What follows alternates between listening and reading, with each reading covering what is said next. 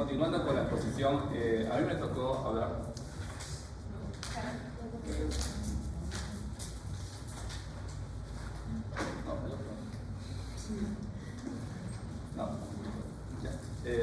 A mí me tocó hablar de lo que es el neumomediatino.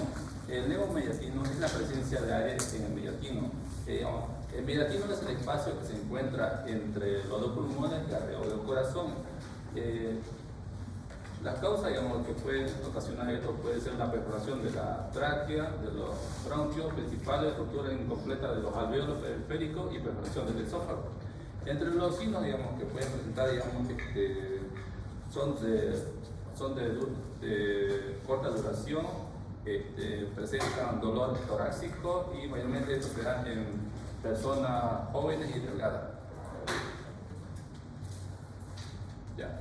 Hablando de lo que es el edema pulmonar, es una afección ocasionada por el exceso de líquido en los pulmones.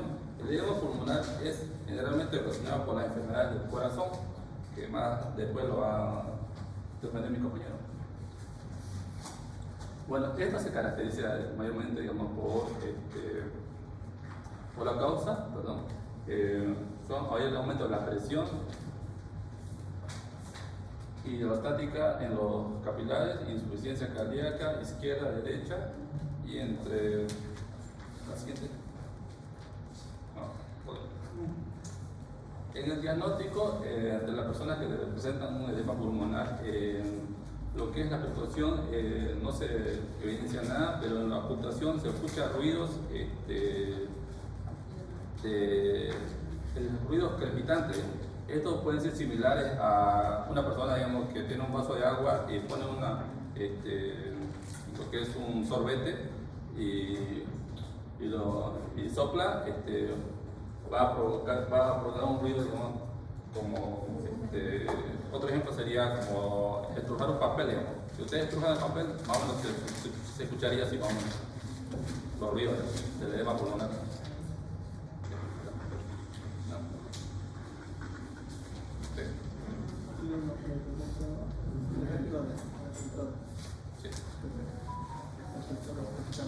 La inestabilidad cardiocirculatoria. Bueno, esto puede ser ocasionado por un infarto del miocardio, descompensación del epicardio izquierdo y una embolia pulmonar.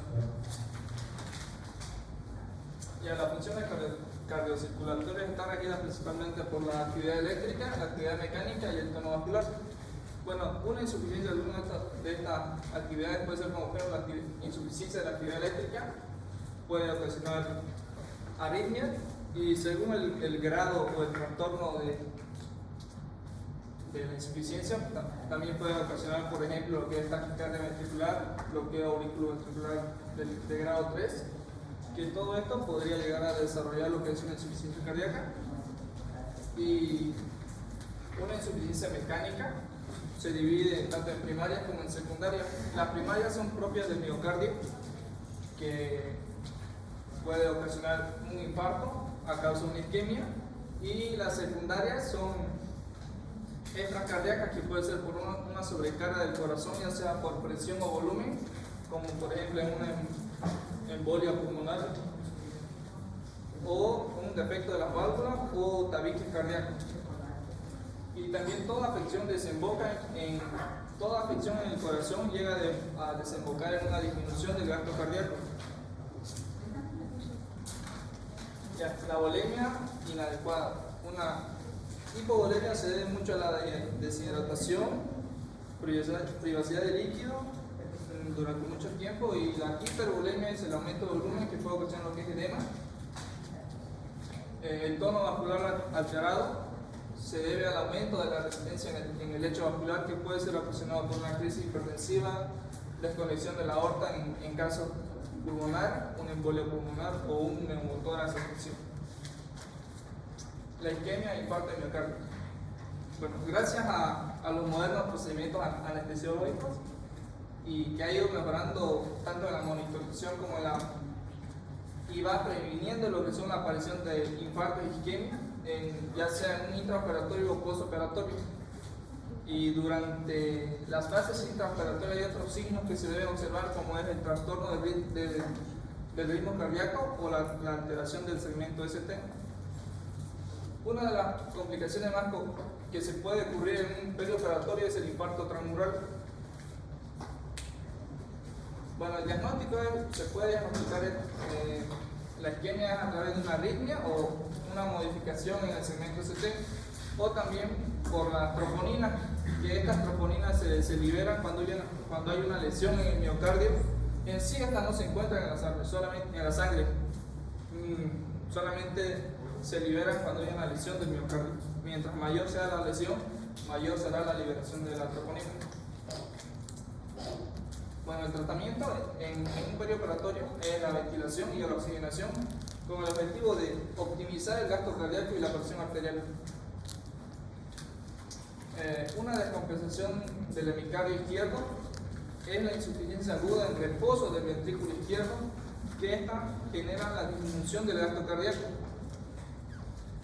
En cierta ocasiona una disminución en lo que es la circulación mayor y genera una congestión en lo que es en la circulación menor, donde el paciente va a presentar lo que es taquicardia, reducción de la presión arterial, caída de la saturación de oxígeno y puede llegar a ocasionar lo que es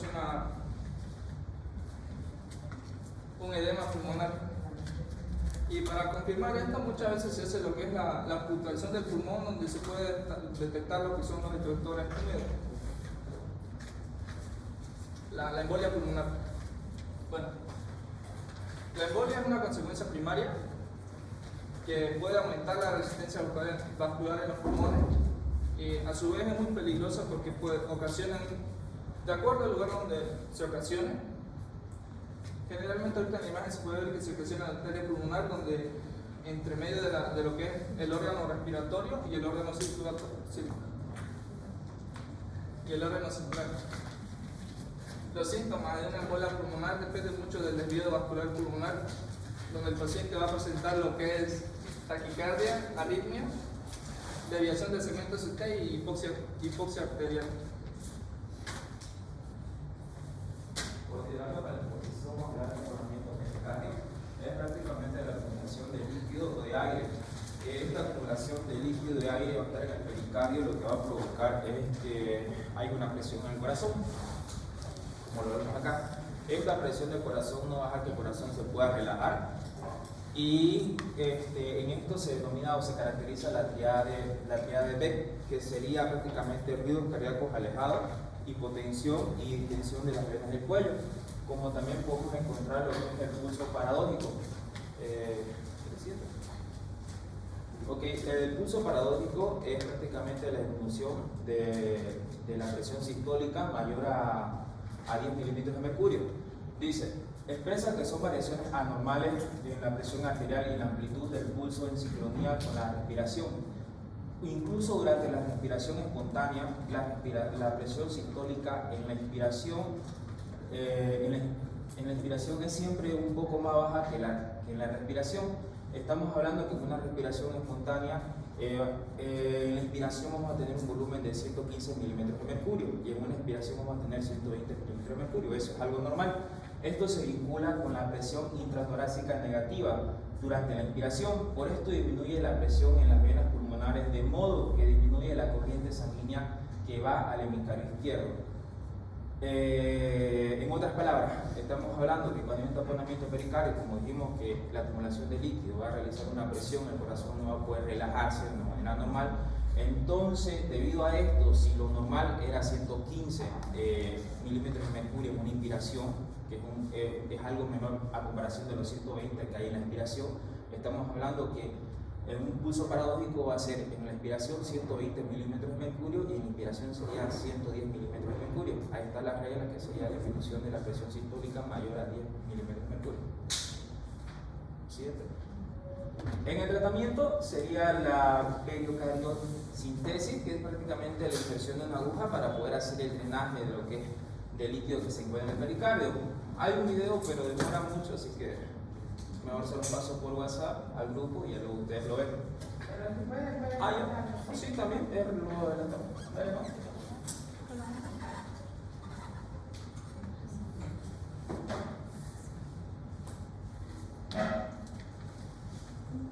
Ahí como podemos ver, se A ver, mediante la ecografía para poder observar, escuchando atrás del parlante para que se pueda escuchar el audio.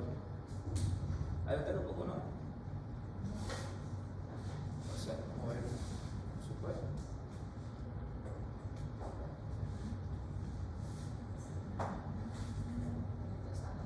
Sí, sale el tiro, ¿verdad?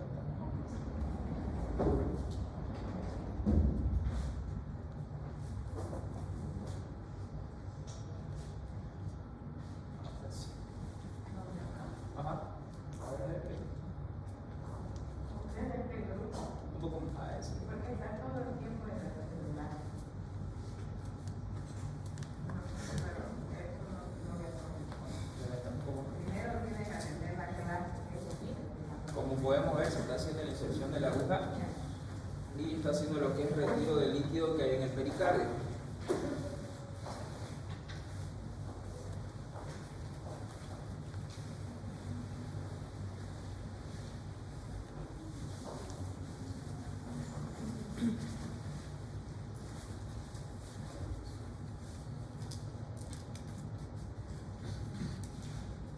Aunque no crean, el tratamiento cardíaco cuando esta cirugía es una cirugía mayor y es una cirugía de pie, ¿ustedes creen que es fácil llegar hasta el corazón y funcionar el corazón y tratar de sacar todo lo que hay dentro?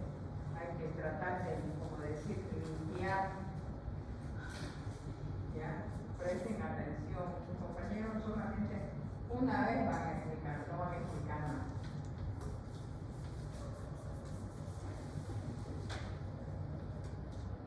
El físico, por favor, lo dejan en la fotocopiadora Camila todo, ¿ya? Sí. El tema, por favor, porque de ahí voy a sacar yo las preguntas para el segundo examen, que es el 23 de abril, no se olviden. Y esta vez no va a haber segunda instancia. La nota que ustedes saquen, esa es la nota que se va a quedar, porque no puedo dar más. Porque hay compañeros que han dado examen por segunda vez y el examen primero fue, la nota fue mayor que la segunda. O sea que no estudian. Ya continuando con la exposición, presidente. Vamos a hablar de trastornos del ritmo cardíaco. Si bien son alteraciones fisiológicas o patológicas del latido cardíaco, que puede ser un latido cardíaco de una manera regular o irregular, con una frecuencia cardíaca aumentada, que son, digamos, que hablamos de una bradicardia o una taquicardia. En sí, en la anestesia, lo que a nosotros nos importa son aquellos trastornos que puedan de una u otra forma, de una forma crítica, comprometer lo que es el gasto cardíaco y nos puedan producir lo que es un paro circulatorio. En sí, sabemos que las arritmias son alteraciones del ritmo cardíaco, es donde no hay un funcionamiento correcto de los impulsos eléctricos, ya que sabemos que estos se van a encargar de lo que es la contracción del corazón, ¿no? Dentro de las arritmias tenemos arritmias que son de origen supraventriculares y arritmias ventriculares, y de ahí mismo son de donde se originan. Dentro de las arritmias podemos encontrar que tenemos las crónicas, que son de carácter permanente, y las arritmias que son paroxísticas, que son prácticamente súbitas. ¿Por qué súbitas? Porque cuando en su principio y en su final son de una manera muy fuerte, por eso el nombre dice súbito. Y también tenemos que entender que dentro de las arritmias tenemos arritmias de taquicardia, de aleteo. Estamos hablando que la frecuencia cardíaca va a ser mayor a los 150 latidos por minuto y va a ser de una manera muy regular. Como también tenemos lo que es fibrilación auricular, ritmo cardíaco rápido y regular producido por una actividad eléctrica de una manera muy caótica. También tenemos lo que es dentro de la taquicardia, tenemos las taquicardias ventriculares. Dentro de las ventriculares tenemos la fibrilación ventricular, que estamos hablando de ritmo desorganizado con ausencia de latido.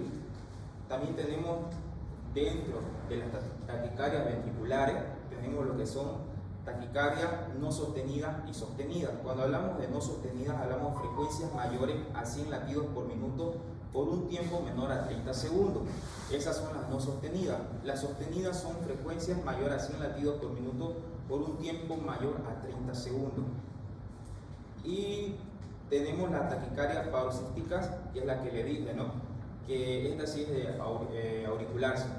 que se caracteriza por ser un inicio y un final muy brusco. Dale siguiente.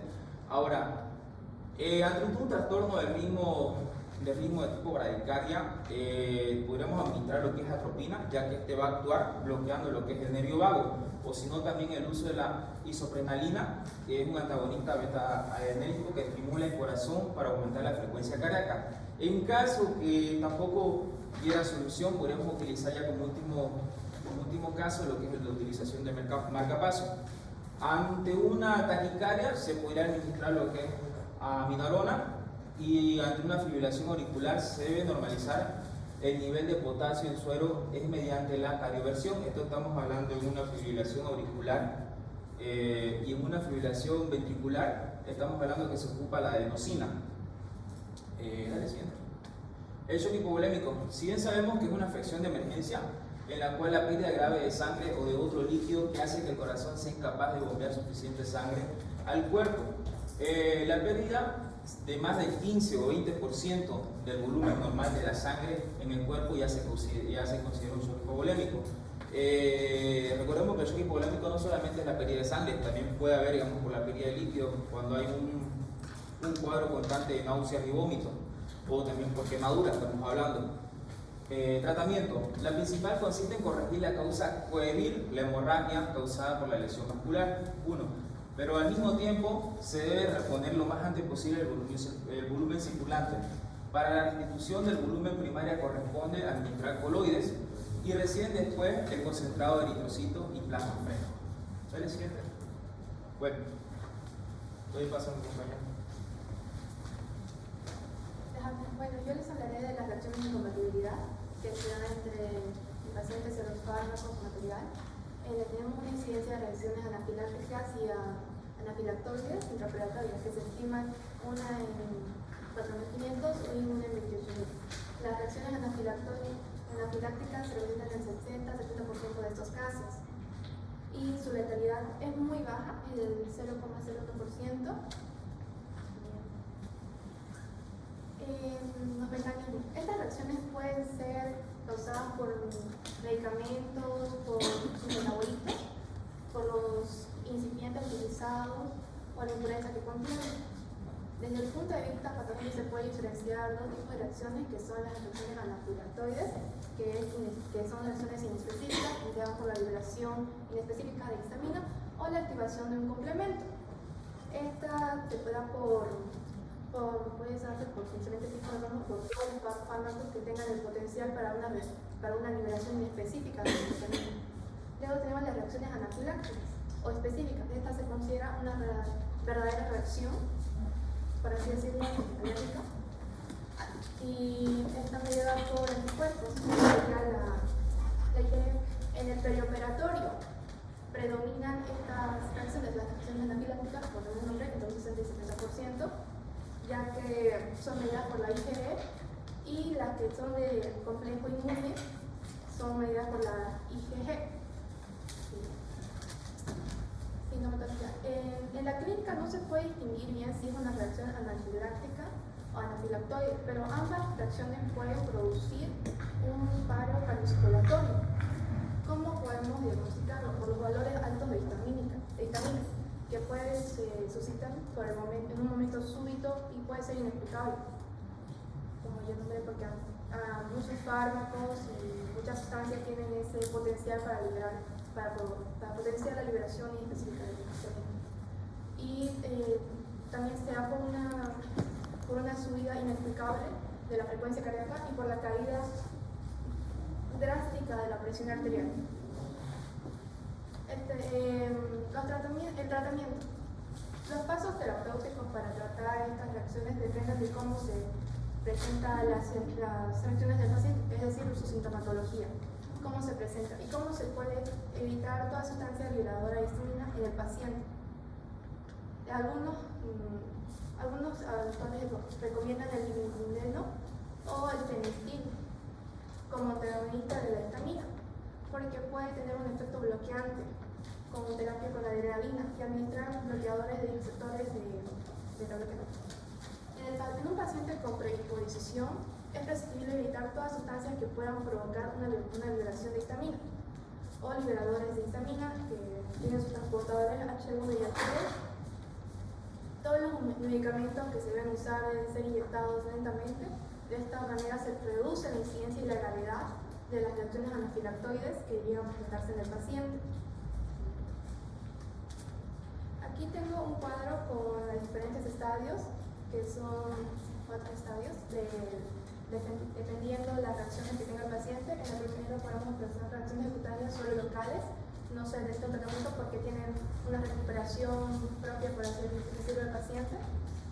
Y luego en el estadio 1 tenemos reacciones cutáneas realizadas por rubor, eritema, urticaria, edemas. En este tiempo al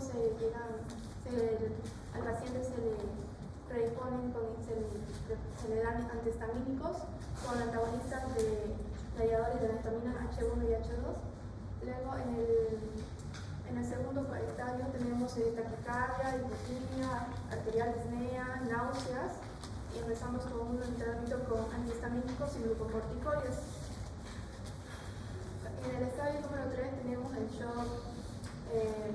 shock, broncoespasmo, tenemos también laringio, vómitos y muchos más síntomas. Y ahí empezamos a administrar la adrenalina más glucocorticoides y tenemos que restituirlos en caso de que tengamos mucho hipovolémico. Y en el estadio número 4 tenemos un paro respiratorio y circulatorio, que esto ya requiere una reanimación cardiopulmonar. La alergia al látex. La alergia al látex se ha aumentado en estos últimos tiempos porque ha habido un súbito aumento de personas que presentan alergia o una incompatibilidad hacia el látex, que es producido por el caucho, por el jugo del caucho del agua. Esta ley está medida por la IgG, tiene más de 250 proteínas, de las cuales 60 son alérgicas. Y sus síntomas pueden ser urticaria, como pueden observar, una rinoconjuntivitis, una crisis asmática, hasta un shock anafiláctico previo. Como pueden observar en un cuadro de lo que hay, para realizar un control o un diagnóstico de cómo saber si una persona, paciente o personal de salud incluso, tiene una alergia al látex, se realiza una anamnesis, un diagnóstico con una pequeña provocación que sería con un guante de látex o algún material que contenga látex, según la persona que lo piensa. Se hace una prueba y dependiendo del síntoma, más que todo, este caso, si presenta una infracción de compatibilidad de látex o una alergia, es mejor derivar al alergólogo. Y estamos ahora con el tema del retraso del despertar post-anestésico. Es causado por un exceso anestésico, en muchos casos puede ser absoluto o relativo por un exceso de relajantes musculares y luego tenemos el trastorno de la hemostasis, que esto viene en general coincidencia surge en consecuencia con la anestesia general. También esto produce una demora del despertar. Un ejemplo que puedo colocarles es una deficiente ventilación mecánica, puede producir hipoxia y por esto se produce una lenta eliminación del anestésico inhalatorio. Y esto produce un retraso del despertar y también de hipoxia. Y luego tenemos los trastornos cerebrales y profilaxis. Para evitar un exceso anestésico se debe considerar la selección y dosificación de medicamentos, en la parte de elaboración, la intervención y los factores que influyen en la sensibilidad que puede tener un paciente. Un ejemplo, si el paciente es asmático, ahí tenemos un problema de hipersensibilidad. Y resulta, y en este caso, lo que la mayoría de los anestesiólogos y todo prefieren son los anestésicos anestesia general intravenosa y también los anestésicos inhalatorios, como el anestésico isoflurano, sevoflurano y diagnóstico. Los procedimientos como la oximetría del pulso y la cartometría complementando con un análisis de laboratorio ayudan a descubrir tempranamente el trastorno de la homeostasis y los efectos de algunos medicamentos y como tratamiento. Los efectos de algunos medicamentos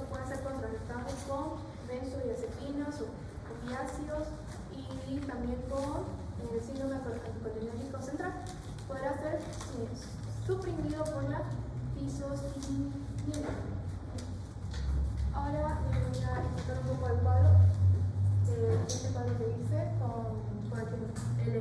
los posibles síntomas o causas de un exceso de anestesia general, que puede ser un aumento de la permeabilidad de la barrera hematoencefálica en algunas enfermedades, la demora de eliminación por trastornos hepáticos, renales o respiratorios incluso, la alteración o linkado de proteínas que interfieren con o una interferencia con medicamentos, una hipoproteinemia y una disproteinemia.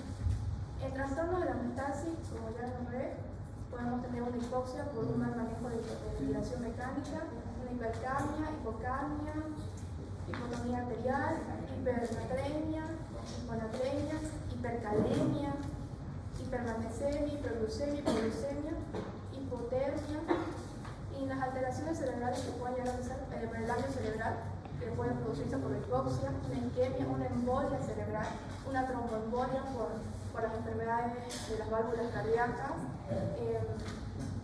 una endarterectomía, carotidia, una hemorragia cerebral intracraneal con crisis hipertensiva o producto de una crisis hipertensiva.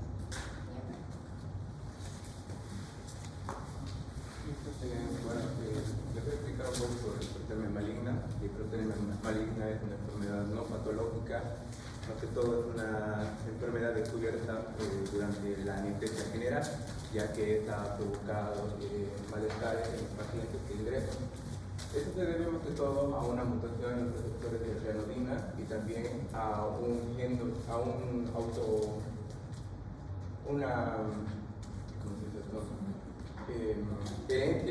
herencia ortotónica dominante en los cromosomas 19 y 17. Un ratito. Alejandra Michele Collazo, ¿quién es? ¿No ha venido?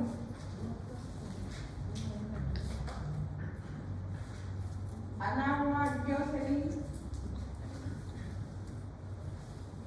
Doctora, explique qué es la hipertermia maligna. Parece y abre fuerte. Es cuando la temperatura del paciente sube cuando está en medio de una intervención quirúrgica. Se le puede decir que también es una complicación. La temperatura llega a elevarse más de los 40 grados centígrados. Y en algunos casos la solución es ponerle hielo al paciente para que se le baje la temperatura. O en algunos hospitales que están especializados en ese tema tienen bañeras con agua fría para sumergir al paciente y que la temperatura va a Doctora, muy bien su opinión. Se ve que usted está estudiando. ¿Por qué yo hice esto a su compañero? Porque desde el primer día de clase hablé de la hipertermia maligna. Pero a usted le falta decir que la hipertermia maligna solo se presenta en pacientes que son anestesiados. Ya. Su opinión de usted, perfecta, 100 sobre 100, pero faltó decir de que solo se presenta la hipertermia maligna en pacientes anestesiados. ¿Ya? Yo siempre les he explicado, como dice su compañera y acaba de decir su compañero, de que se presenta, de que es una enfermedad hereditaria debido al cromosoma 19. Aunque después de la enfermedad del COVID han aparecido en pacientes con hipertermia maligna, cromosoma 17 y 22. ¿Ya? También es una enfermedad que solo presenta en aquellos pacientes de raza blanca, en pacientes de Europa, europeos de raza blanca. ¿Ya? Es una enfermedad que uno empieza a hacer la anestesia y la temperatura empieza a subir. Está muy bonito ese gráfico didáctico donde el paciente se ve que se está quemando y la temperatura está arriba de 40 grados. Su compañero va a explicar, ¿no? Su compañera adelantó mucho de que a veces al paciente hay que ponerle hielo o a sumergirlo en tina de hielo Es tan grave esta enfermedad de hipertermia maligna que lleva a la muerte en pocas horas. Y en Europa, en el hospital de Milán de Europa, es el único hospital del mundo de referencia donde llegan pacientes en avión con hipertermia maligna, ya aquellos pacientes graves de la zona, ¿no? Y como dice su compañera, los sumergen en piscinas de hielo, pero hay un antídoto del cual su compañero les va a hablar, ¿ya?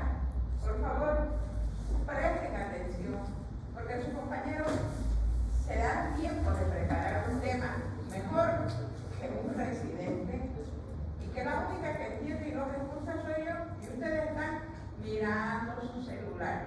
Por ahora les perdono que miren su celular, pero la próxima clase no quiero a nadie con celular en la mesa. ¡Qué barbaridad! Ustedes van a vivir de su profesión, van a ayudar a su vecino, a su papá, a su hermano, hasta personas que no conozcan. Es un futuro de ustedes. Ustedes tienen que tener un futuro brillante. ¿Por qué? Porque están en una universidad brillante, porque tienen profesores brillantes y compañeros que son como sus hermanos, como dice el juramento hipocrático. Presten atención y aprovechen, como siempre les digo, su juventud para aprender. ¿Ya? La hipertermia maligna, aunque ustedes no crean, el año pasado hemos tenido 2 pacientes en el hospital japonés con hipertermia maligna.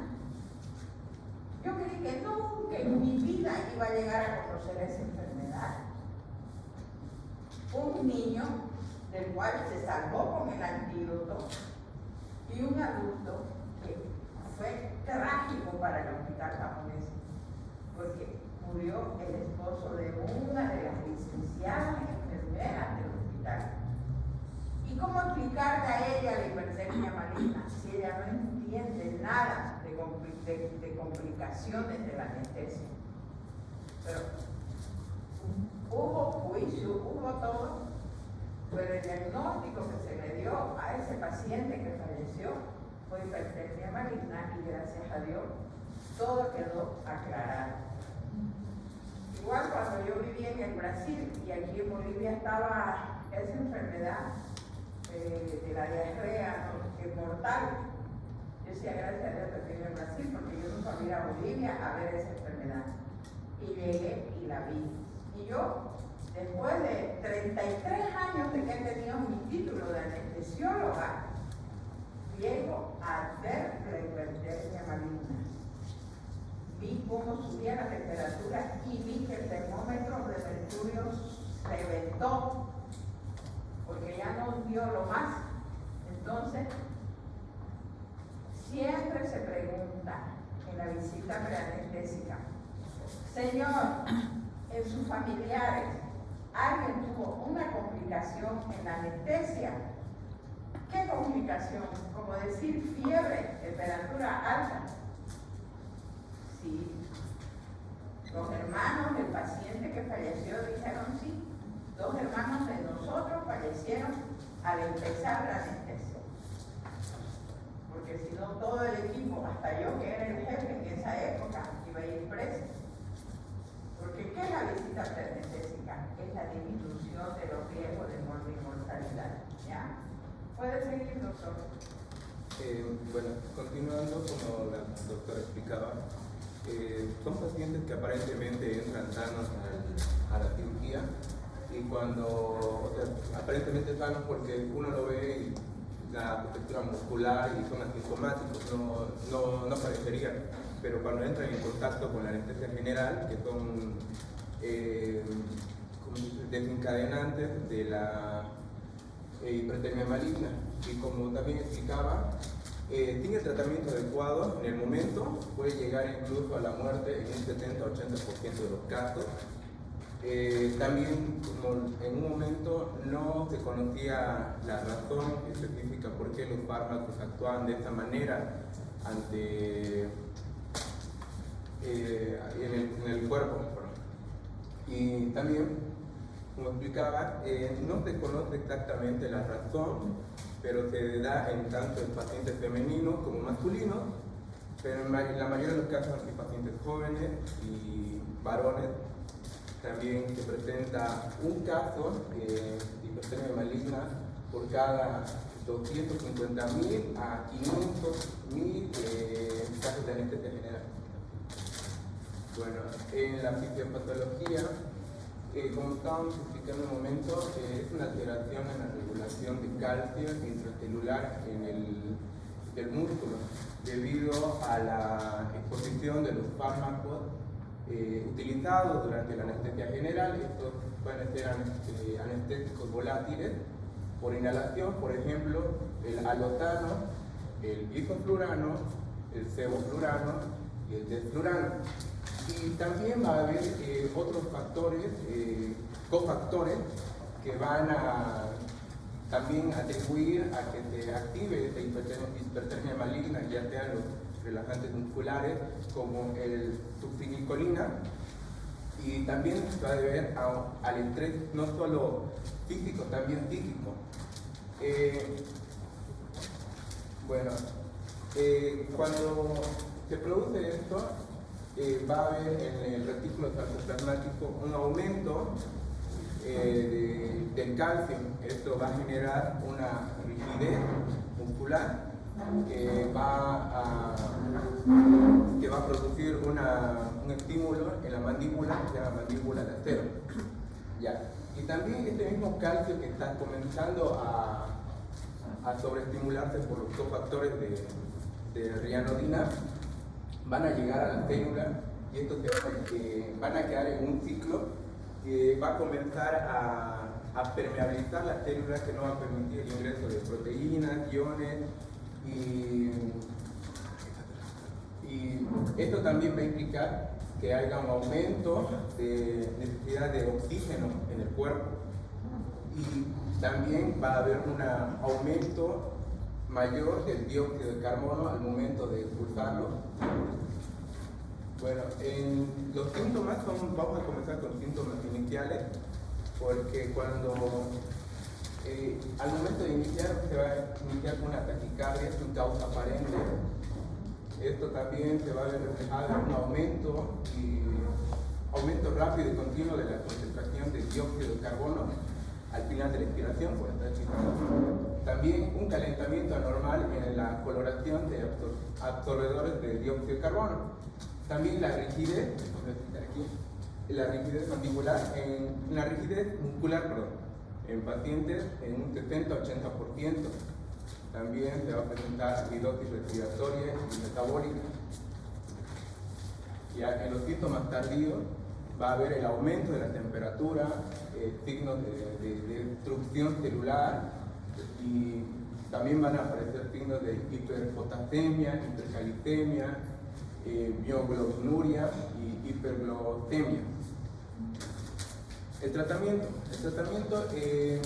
primeramente, cuando el paciente comienza a tener esta elevación de temperatura, hay que cancelar parar la administración de los fármacos, ya que estos van a seguir aumentando el riesgo, y mejor se logra detectar a tiempo, podemos incluso salvar la vida mucho más rápido.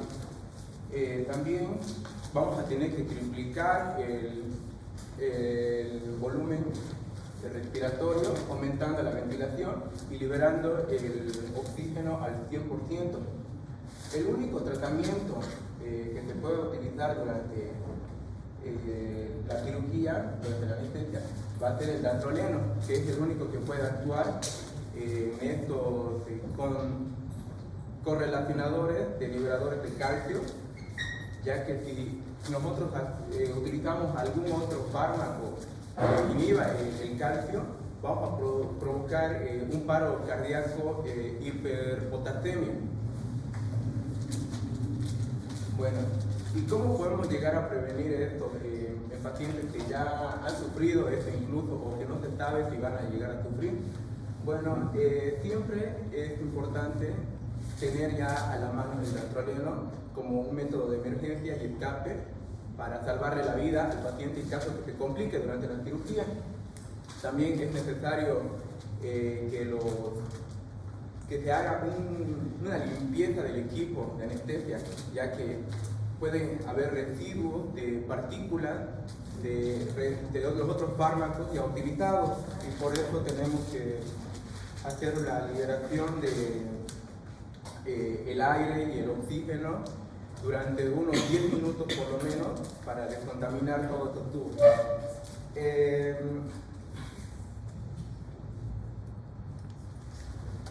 Me olvidé de explicar un poco más del dantroleno, que el diagnóstico no se lo puede dar en sí en el momento, ya que tenemos que esperar por lo menos después de utilizar el dantroleno entre unos 20 a 30 minutos para ver si el paciente comienza a mejorar.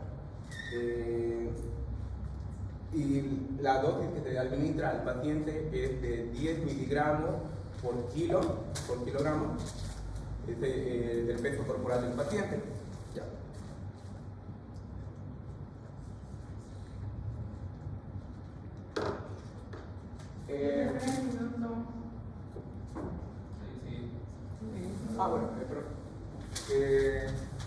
Bueno, una vez que haya hecho reemplazo de todo el equipo de anestesia que posiblemente esté contaminado con residuos de otros fármacos, también se va a realizar exámenes que van a ayudar a detectar, monitorizar, una monitorización mínima de electrocardiograma, medición o invasión de la frecuencia arterial, se va a hacer también medición de la oxigeometría del pulso, también se va a realizar una medicación temprana y postoperatoria. Se debe ser posible en las 24 horas de control, o sea, después de la cirugía hay que hacer un control, porque no solo, como decía, la enfermedad puede tardar, no puede ser en el instante de la cirugía, puede llegar a tardar incluso varios minutos, horas, y por eso se le tiene que tener un control de 24 horas al paciente después de la cirugía. Gracias.